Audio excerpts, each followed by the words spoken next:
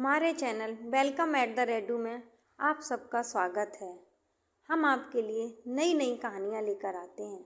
आज हम आपके लिए 5 कन्याओं की कहानी लेकर आए हैं जो शादीशुदा होते हुए भी कुंवारी रही हैं। आइए कुछ ऐसी महिलाओं के बारे में जानते हैं। कुछ ऐसा इतिहास है जिसका हिस्सा अमिट बन चुका है। आइए जानें। हिंदू इतिहास के अनुसार इस संसार में 5 सती हुई हैं जो क्रमशः इस प्रकार हैं।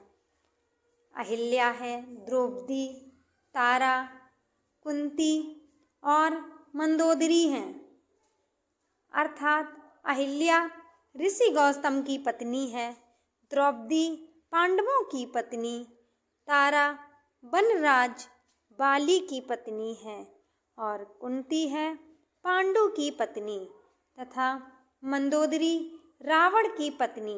इन 5 कन्याओं का प्रतिदिन स्मरण करने से सारे पाप धुल जाते हैं। ये 5 स्त्रियां विवाहिता होने पर भी कन्याओं के समान पवित्र मानी गई हैं। अहिल्या। आइए दोस्तों, अब हम आपको देवी अहिल्या के बारे में बताते हैं। उनकी कथा का वर्णन सुनिए किस प्रकार है। वाल्मीकि रामायण के बालकांड में मिलता है। अहिल्या अत्यंत ही सुंदर, सुशील और पतिव्रता नारी थी। उनका विवाह ऋषि गौतम से हुआ था। दोनों ही वन में रहकर तपस्या और ध्यान करते थे। शास्त्रों के अनुसार सचिपति इंद्र ने गौतम की पत्नी अहिल्या के साथ उस वक्त छल से सहवास किया था जब गौतम ऋषि प्रातः काल स्नान करने के लिए आश्रम से बाहर गए थे।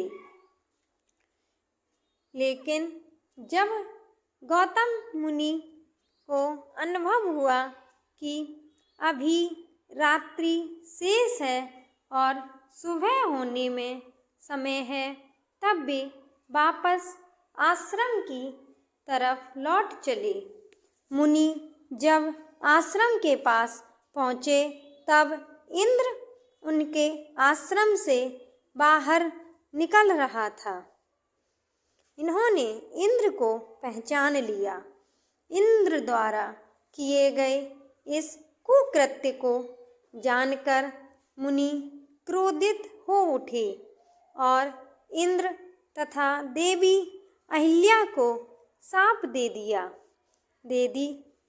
देवी अहिल्या द्वारा बार बार क्षमा याचना करने और यह कहने पर कि इसमें मेरा कोई दोष नहीं है, पर गौतम मुनि ने कहा, तुम शिला बनकर यहाँ निवास करोगी।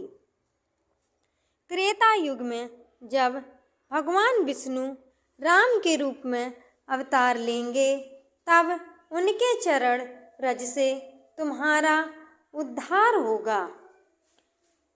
दोस्तों, ये थी अहिल्या की कहानी। अब आइए जानते हैं द्रौपदी के बारे में। कहते हैं कि द्रौपदी का जन्म यज्ञ से हुआ था, इसीलिए उसे याज्ञिनी कहा जाता था। द्रौपदी को 5 कन्याओं में शामिल किया गया है। द्रौपदी अत्यंत धीरजवान, पवित्र और महान महिला थी। महाभारत काल में यह 5 पांडवों की पत्नी थी। द्रौपदी के चीरहरण प्रकरण में श्री कृष्ण ने द्रौपदी की लाज बचाई। आइए अब जानते हैं तारा देवी के बारे में। तारा कौन थी? तारा एक अप्सरा थी जो समुद्र मंथन के दौरान निकली थी। बाली और सुषेण दोनों ही इसे अपनी पत्नी बनाना चाहते थे। उस वक्त निर्णय हुआ कि जो तारा के वामांग में खड़ा है वह उसका पति और जो दाहिनी हाथ की ओर खड़ा है वह उसका पिता होगा। इस तरह बाली का विवाह तारा से हो गया था। बाली के वध के बाद उसकी पत्नी तारा को बहुत दुख हुआ। तारा एक अप्सरा थी। बाली को छल से मारा गया। यह जानकर उनकी पत्नी तारा ने श्री राम को कोसा और उन्हें एक श्राप दिया। श्राप के अनुसार भगवान राम अपनी पत्नी सीता को पाने के बाद जल्द ही खो देंगे।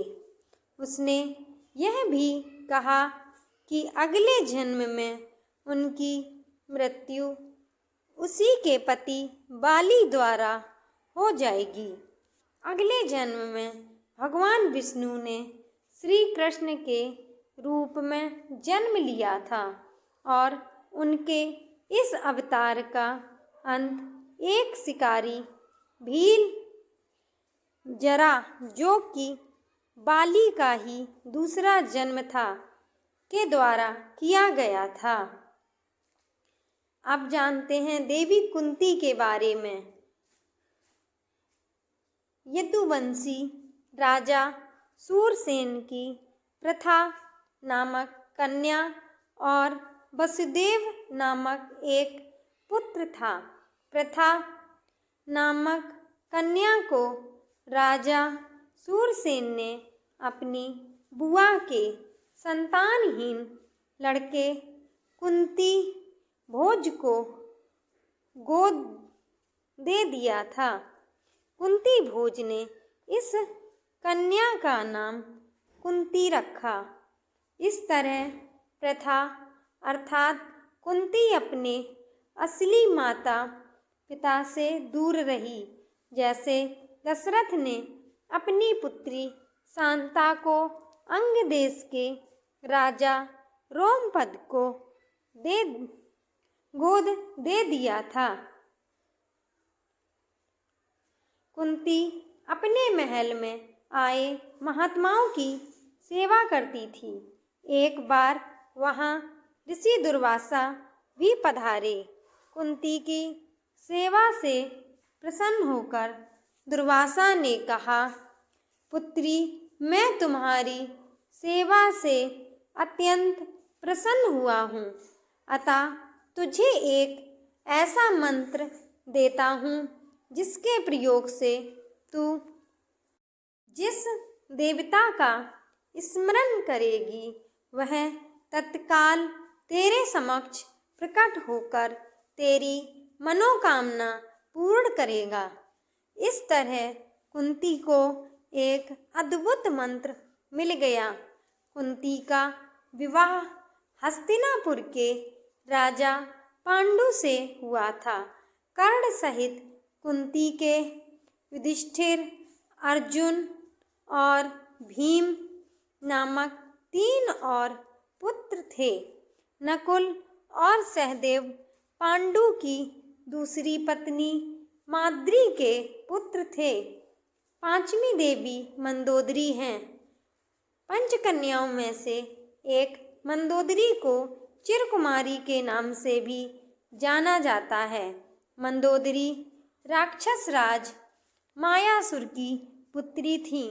रावण की पत्नी मंदोदरी की माँ हेमा एक अप्सरा थी। अप्सरा की पुत्री होने की वजह से मंदोदरी बेहद खूबसूरत थी। साथ ही वह आदि दानव भी थी। भगवान शिव के वरदान के कारण ही मंदोदरी का विवाह रावण से हुआ था।